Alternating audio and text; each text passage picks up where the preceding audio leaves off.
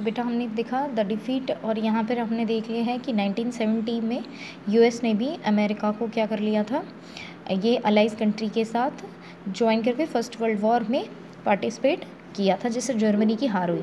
The defeat of the imperial Germany was the abdication of the emperor and was given opportunity parliamentary parties of the resist German politics. ठीक है, जिससे क्या हुआ कि जो German में इंपीरियल्स था, ठीक है, जो साम्राज्यवादी जो शासन था उसकी डिफीट हुई, और जो एम्परर था उसने क्या कर दिया, एब्डिकेशन कर दिया, पद त्याग कर दिया, और इससे नए जो जर्मन पॉलिटिक्स थे, राजनीति थी, संसदीय पार्टी को, उनको नए अवसर मिल गए कि पॉलिटिकल पार्टीज़ को नए अवसर मिल गए कि अपनी संसदीय पार्टियों को जर्मन राजनीतिक व्यवस्था को एक नए सांचे में ढालने का अच्छा मौका मिल गया।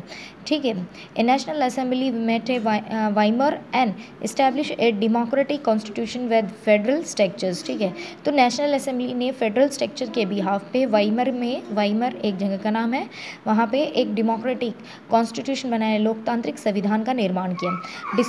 Disputes were now elected at the German parliament और Reichstag on the basis of important equal and universal vote cast for all adult including womens.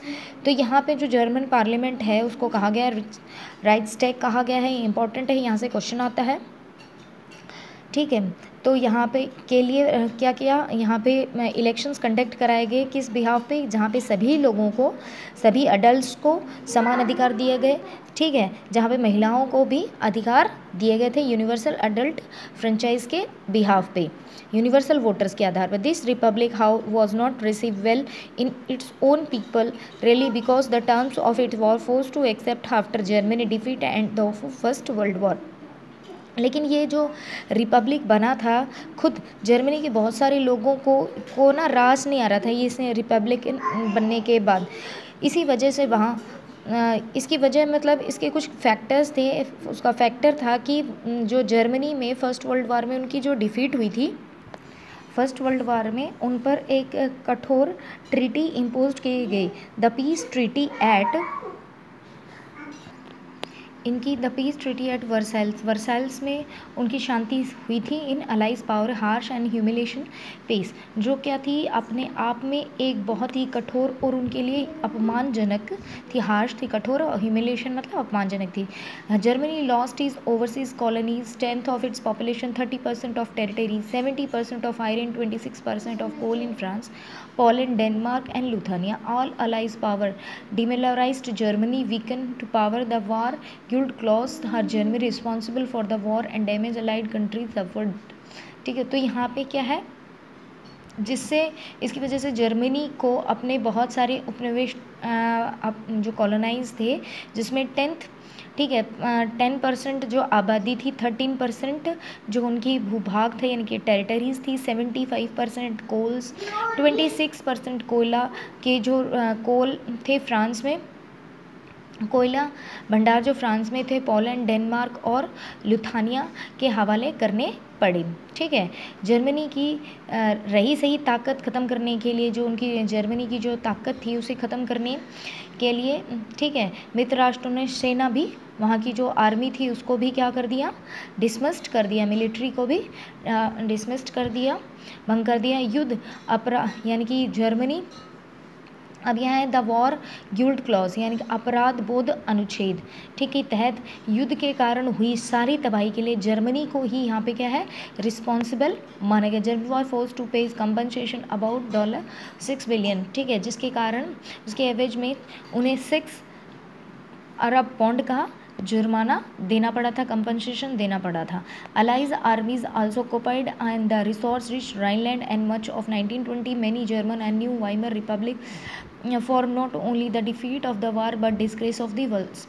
तो इसमें क्या हुआ, इसके एवज में ये देना खनिज जो संसाधन थे और जो राइनलैंड था एक भी 20 के दशक में ज़्यादातर मिस्र राष्ट्रों का ही कब्जा रहा है, यानी कि 1920 तक अलाइज पावर का जो रिसोर्स का था जर्मनी में सबसे ज़्यादा संसाधन जहाँ पाए जाते थे राइनलैंड पर, उस पर भी इन लोगों का, ठीक है, अलाइड कंट्रीज़ का ही कंट्रोल रहा ठीक है। Many German held a new Weimar Republic responsible for not only the defeat in the war but disgrace of the Versailles. और बहुत सारी जर्मनी में न केवल इस हार के लिए बल्कि वर्साई की जो ये ट्रीटी, इतनी सारे रिसोर्सेज उन्हें देने पड़े, ठीक है, वर्साई में हुए इस अपमान के लिए वाइमर गणराज्य को जमींदार ठहराया था। ठीक है, इस वाइमर रिपब्लिक को रिस्पॉन्सिबल मानते थे। And next topic, the effect of the war. The war was the devastating impact on the entire both the physiological and the financial। ठीक है, इस युद्ध में पूरे महाद्वीप के मनोवैज्ञानिक और आर्थिक दोनों ही जो स्थिति थे उस पर बहुत गहरा इम्पैक्ट डाला, यानी कि उसे तोड़ दिया है, डिवास्टिंग कर दिया है, कमज़ोर बना दिया। And the continent of the cradle of Europe turn into a डिबर्टस। और जो यूरोप पहले एक देनदार पूरे महाद्वीप में लोगों को कर्ज देता था, युद्ध के समाप्त होते होते वो एक बहुत बड़ा कर्जदार का महाद्वीप बन गया। Unfortunately the infant Weimar republic has been made to peck the scene of the old empire.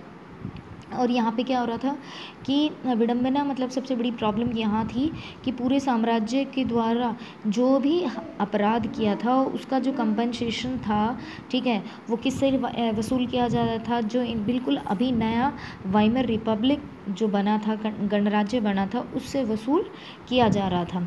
ठीक है, the republic carried to the burden of the war guilt, ठीक है, and the national humiliation and was financially crippled by the being force to pay compensation those are supporter of Weimar. अब यहाँ पे supporters हैं, ठीक है, गणराज्य से वसूल किया जाए। इस गणराज्य को युद्ध में पराजय के अपराध बोध, यहाँ पे है अपराध बोध का है कि ठीक है, वॉर गिल्टी, ठीक है, इसे कहते हैं अपराध बोध, और राष्ट्रीय अपमान का बोझ भी ढोना पड़ा। हर्जाना चुकाने की वजह से उसकी जो आर्थिक जो कंडीशन थी वो बिल्कुल खराब हो गई। आर्थिक स्थिति अपंग जैसे हो जाता है ना, पैरालाइज्ड, वैसे उसकी इकोनॉमी बिल्कुल नीचे चलेगी। प्लस इसके अलावा जो कुछ लोग थे जो वाइमर साम्राज्य के हिमायती थे, उसके सपोर्टर्स थे, जिसमें आते हैं ये आपके सोशलिस्ट आते हैं, कैथोलिक्स आते हैं और कुछ डेमोक्रेटिक्स लोग होते थे। लेकिन इसके अलावा कुछ become very trigger to attack in the conservative and national circuit. लेकिन कुछ लोग थे जिसमें कंजर्वेटिव्स लोग थे और नेशनलिस्ट सर्कल्स थे, यानी कि कुछ राष्ट्रवादी जो मिथक की आड़ में तरह तरह के हमला या इन्हें निशाना बनाया जाता है। इन्हें ज़्यादातर मॉन्किंग कॉल्ड नवंबर क्रिमिनल्स, यहाँ से इम्पोर्टेंट है कि नवंबर क्रिमिनल्स किसे कहा जाता था? सोशलिस्ट और कैथोलिक्स को कहा जाता था। किनके द्वारा? कंजर्वेटिव्स या नेशनलिस्ट के through. This mindset has a major impact on the political development of early 1930 as will soon. ठीक है, इस तरह कहकर बोलने से क्या उनकी जो मनोदशा थी, उनकी जो साइकोलॉजिकल था, ठीक है, तो वो पूरी तरह से 1930 तक डिस्टर्ब हो गई, यानी कि पूरी पॉलिटिकल जो डेवलपमेंट था उस पर बहुत गहरा प्रभाव पड़ा। The first world was left in a deep impact in the European society and the politic. पहला जो वर्ल्ड वॉर हुआ था जिसमें यूरोपीय समाज की और राजनीतिक जो व्यवस्था थी कि व्यवस्था पर गहरा छाप छोड़ दी, यानी कि फर्स्ट वर्ल्ड वॉर ने यूरोपियन सोसाइटी पर बहुत डीपली इम्पैक्ट डाला। Soldiers came to be placed above civilians, politicians and the publicist laid the stress on the need of man of aggressive strong and the masculine. सिपाहियों को आम नागरिकों के मुकाबले ज़्यादा सम्मान दिया जाता था, यानी कि यहाँ पर है सोल्जर्स को बहुत सम्मान दिया जाता था। राजनेता और प्रचारक इस बात पर जोर देने लगे पुरुषों को आक्रामक, एग्रेसिव, ताकतवर होना चाहिए या मस्कुलाइन, मर्दाना टाइप का गुणों वाला होना चाहिए। The media glorified trends life. Media में इनके खंडकों की ज़िंदगी का महामंडन किया जाता था, यानी कि उनकी लाइफ के बारे में ग्लोरीफाइड किया जाता था इन सोल्जर्स की लाइफ में। The truth of however was the soldiers life miserable, live in the trench, trapped with the rats, feeding in the corpse. लेकिन क्या था, लेकिन सच्चाई ये थी कि सिपाहियों को जो ये टेंट्स में, जहाँ वो ट्रेंचेस में रहते थे, ठीक है, वहाँ पर बड़ी दयनीय ज़िंदगी जी रहे थे। वे लाशों को खाने वाले चूहों से घिरे रहते थे, ठीक है। The trapped with the rat feeding of the corps, ठीक है, मरे हुए लोग जो जिनको चूहे खाते रहते उनसे घिरे थे। मतलब कितनी मुश्किल उनकी ज़िंदगी थी। वे जहरीली गैसों, they faced poison gas in enemy shelling and witnessed their ranks reduce rapidly. Aggressive war propaganda and national honor occupied center stage of a public sphere while popular sport grew and conservative dictatorship that has recently came been।